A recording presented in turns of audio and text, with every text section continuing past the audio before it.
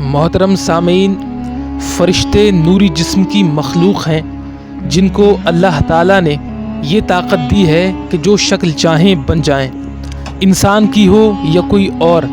فرشتے اللہ تعالیٰ کے حکم کے خلاف کچھ نہیں کرتے، نہ جان بوجھ کر نہ بھول کر، اس لیے کہ معصوم ہیں، ہر قسم کے گناہ صغیرہ و کبیرہ سے پاک ہیں۔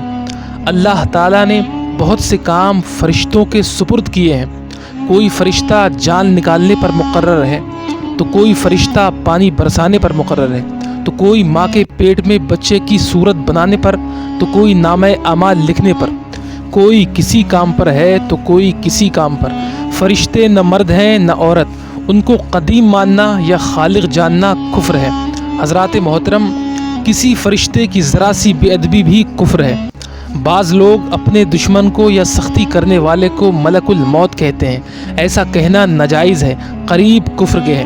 فرشتوں کے وجود کا انکار یا یہ کہنا کہ فرشتہ نیکی کی قوت کو کہتے ہیں اور اس کے سوا کچھ نہیں، یہ دونوں باتیں کفر ہیں۔